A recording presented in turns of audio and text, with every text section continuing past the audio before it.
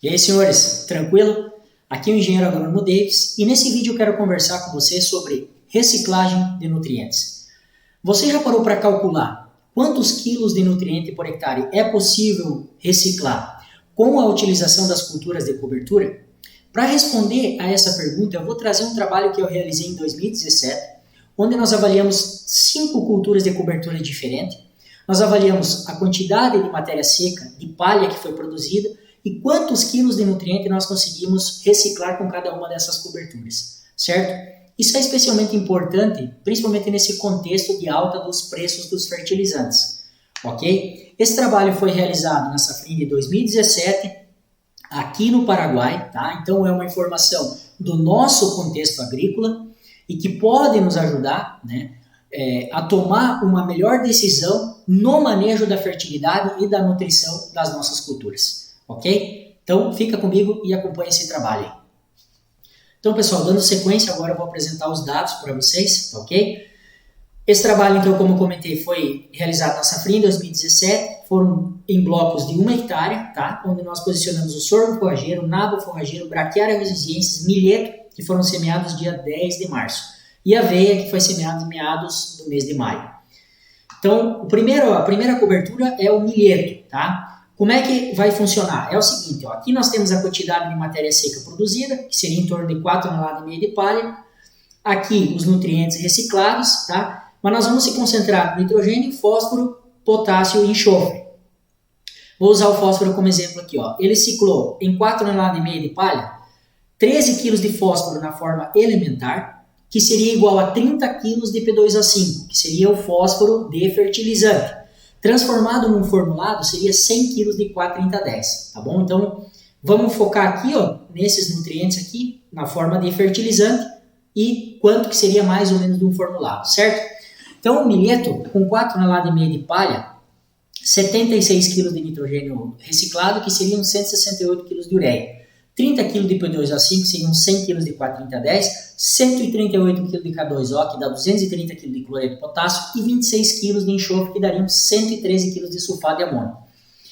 Aqui, poderia ser um volume maior de palha? Poderia. Só devo lembrar que nesse período nós tivemos 50 dias de seca, né? Com pouca chuva, então o milheto também, como tem um período curto para desenvolvimento, acabou produzindo um volume menor de palha. A gente consegue chegar facilmente aqui a 6, 7 toneladas de palha com milheto num ano assim com bom regime hídrico nesse período aí, tá bom?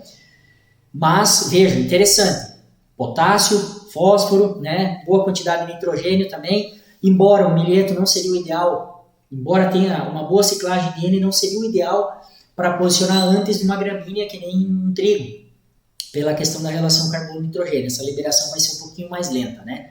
Principalmente pelo período onde é que essa palha vai estar, que é no inverno. E a atividade biológica é um pouco, digamos assim, um pouco menor, né? Em função da temperatura. Agora o nabo forrageiro, com 3,5 toneladas de palha, tá? Produziu até bem 3,5 toneladas de palha, porque seco e quente, fora do período ideal, né, de semeadura do nabo. Mas nessa quantidade, 67 kg de nitrogênio, que dá 148 kg de ureia, 25 kg de P2O5, que dá 84 kg de 4,3010, 160 de K2O, que dá 266 kg de cloreto, e 63 kg de sulfato, que dá de enxofre na forma de sulfato, que dá 273 kg de sulfato de amônio. Veja que interessante, nitrogênio, potássio, enxofre, excelente ciclagem, certo? Principalmente para posicionar antes de um trigo. Pela questão da relação carbono-nitrogênio, liberação mais rápida, degradação é mais rápida, acaba liberando esses nutrientes para a cultura subsequente. No caso, por exemplo, né, se tu for posicionar um trigo em cima do nabo forrageiro. Muito interessante. No Rio Grande do Sul, inclusive, isso digamos, é uma prática bem recorrente nas áreas aí, onde o pessoal busca elevados tetos de produção.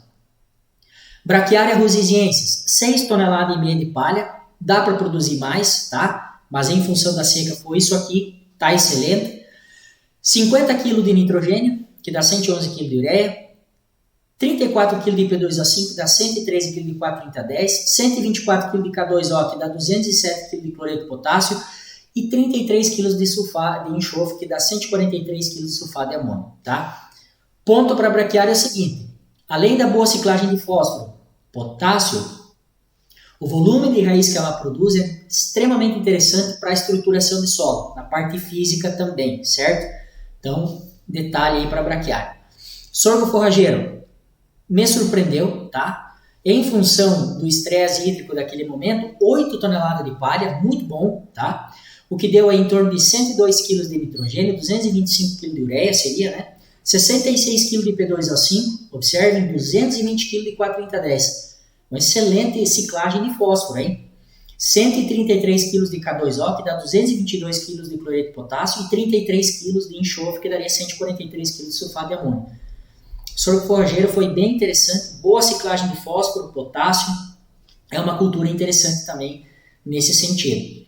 Aveia posicionada em maio, praticamente 7 toneladas de palha, né? 6.900 kg de palha, 88 kg de nitrogênio, que dá 148 kg de ureia, 23 kg de P2O5, que dá 76 kg de 43010, 218 kg de K2O, que dá 364 kg de cloreto de potássio, e 31 kg de enxofre, que dá 134 kg de sulfato de amônio. Olha o destaque para o potássio, hein? Excelente ciclagem de potássio. Quantos quilos, né, de cloreto de potássio? Quanto dá em dólar isso aqui hoje? Pensando no preço do fertilizante. Tem que levar em consideração isso aí. E pessoal, uma questão importante que eu não citei é o seguinte: nós avaliamos aqui a palha, aquilo que a gente está vendo. Nós devemos levar em consideração também o volume de raiz que cada uma dessas culturas produz, certo? E o que essas raízes fazem no solo. Além da estruturação física, a redistribuição desses nutrientes no perfil, tá? E é nesse contexto, pessoal, que as culturas de cobertura se encaixam muito bem. Por quê? Vamos pensar o seguinte: nós geralmente concentramos a nossa atenção aqui naquela chamada camada de diagnóstico, que são os primeiros 20 centímetros de solo, certo? Onde a gente tem o maior volume de raiz, certo? Porque tem maior quantidade de nutriente, mais matéria orgânica, enfim. Mas a gente deve lembrar que nós temos aqui, ó, digamos assim, nós temos principalmente o nosso solo aqui, o lato solo, né? Daqui da região do Alto Paraná, descendo aqui para Itapua, parte de Canindediú, também tirando as áreas marginais onde são argissolos, nós temos aqui os latossolos, que são solos com boa profundidade, certo? E boa capacidade de retenção de água, mas são solos velhos, que precisam ser manejados a sua fertilidade. Então, são solos que a gente pode explorar um volume maior, certo? E aí, nesse contexto, que culturas como braquiária, milheto, sorgo e o próprio milho, que tem um volume de raiz maior, podem explorar. E o que essas raízes vão fazer por nós? Elas vão retirar esses nutrientes aqui, ó, de camadas mais profundas, principalmente ânions, né, que nem sulfato, nitrato, o próprio boro também, que a gente tem lixiviação, o potássio, apesar de ser um cátion, né, tem uma relativa mobilidade no solo. Vocês viram ali pela palhada, pela quantidade de potássio que foi ciclado. Então a gente retira de camadas mais profundas e joga nessa camada aqui, onde nós temos uma maior atividade do nosso sistema radicular, das culturas, certo? Com o fósforo, por exemplo, o que acontece? A gente sabe que a maior concentração de fósforo está aqui nos primeiros 15 centímetros de solo, certo? E o que acontece? A gente acaba com essas culturas absorvendo esse fósforo e redistribuindo no perfil, certo? Então nós temos ao contrário. Nós temos uma redistribuição desse fósforo para camadas mais profundas, o que é extremamente interessante, tá? Quando a gente está pensando em altos tetos de produção, certo? Agora, beleza. Digamos assim, nós sabemos a quantidade de nutriente que a gente consegue ciclar com essas culturas, né? Sabemos da importância, o que elas fazem em termos de reciclagem. A pergunta que fica aí, você vai me perguntar, mas Davis, vamos partir para o ponto, digamos assim, para a prática. O que eu posso fazer com isso aí? Posso diminuir a minha adubação? E aí eu vou ter que responder vocês com aquele velho jargão agronômico, né? Do depende, tá? Por que depende? Porque nós temos que observar o contexto de cada área. E eu vou citar 3 fatores que nós devemos levar em consideração para realmente saber se posso ou não posso mexer na minha adubação, né? Para, digamos assim, tirar a vantagem dessa cultura de cobertura do que foi ciclado. O primeiro ponto é, você tem análise de solo da tua área? Você sabe como é que estão os teores de nutriente? principalmente de fósforo, potássio, enxofre, boro. Por quê? Você sabe se eles estão acima do nível crítico, ou seja, eles estão naquele nível mais alto, né, para cada situação de solo? Para você, digamos assim, ter tranquilidade de dizer, não, eu posso reduzir minha adubação pensando só na exportação de grãos, eu vou só repor aquilo que o grão está levando, ou eu preciso colocar mais nutrientes para poder elevar os teores no solo? Primeiro ponto. Segundo, como é que está a atividade biológica do teu solo? Como é que está a saúde do teu solo, a vida do teu solo? Como é que está a questão da matéria orgânica? Como é que está a quantidade de micro-organismos benéficos em detrimento daqueles micro-organismos maléficos, no caso os patógenos, né, que causam doenças radiculares, por exemplo. Tá? Isso é uma questão importante. Nós hoje ainda não conseguimos fazer, por exemplo, a utilização da bioanálise, que é algo que é uma realidade já no Cerrado, onde a Embrapa está desenvolvendo, mas logo isso vai já estar aqui e a gente vai poder analisar a nossa atividade biológica, certo? Através de enzimas como beta-glicosidase, arilsulfatase, tá? Então é interessante, por quê? Porque essas são enzimas produzidas por micro-organismos na degradação ou na taxa de mineralização de matéria orgânica, certo? Uma está relacionada com o carbono e outra com o enxofre, por exemplo. Isso dá um número muito interessante para a gente saber como é que está a saúde do nosso solo, como é que está a atividade biológica desse solo. Tá? É importante saber isso aí também. A atividade biológica é extremamente importante, tá? E é o caminho futuro se a gente quer aumentar, melhorar a fertilidade do nosso solo e aumentar a produtividade da nossa lavoura, certo? E um terceiro aspecto é como é que está a qualidade física do teu solo. Você tem problema de compactação? Se você tem, em que ponto, em que camada que está concentrada essa compactação? Por quê? Vou dar um exemplo. Se você tem uma concentração de compactação aqui nos primeiros 15 centímetros, de 15 a 25 centímetros você tem aí uma camada compactada. Você está colocando o teu fertilizante em torno de 15 centímetros com a botinha, certo? Mas o que acontece com a tua cultura se você tem compactação nesse setor aqui? A tua soja está limitando o desenvolvimento de raiz aqui, certo? E não está conseguindo explorar essa reserva de nutriente que você tem, certo?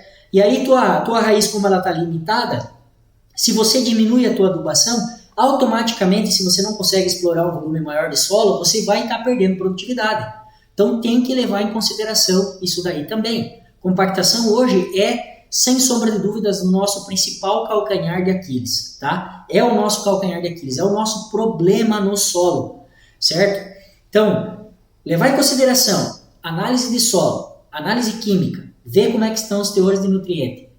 Como é que está a atividade biológica do meu solo, matéria orgânica. Como é que está a questão de micro-organismo. Estou tendo muito problema de doença, enfim. Outro ponto, questão física de solo. Observar isso aí também. Então esses 3 fatores aqui já dão um caminho para a gente poder saber, dizer assim, ó, posso ou não posso diminuir a adubação, certo? Então não é tão simples assim, não é simplesmente fazer uma cobertura, saber que ela recicla tantos quilos de nutriente, se eu tenho algum problema no solo que eu não estou conseguindo resolver e eu estou limitando principalmente o desenvolvimento de raiz da minha cultura, ok? Então pessoal, essa é a ideia que eu queria deixar para vocês, espero que contribua, né, com o trabalho de cada um no dia a dia, e se vocês têm alguma dúvida em relação a isso aí, por favor entre em contato, eu estou à disposição de todos aí. Beleza? Um grande abraço, muito obrigado e até mais.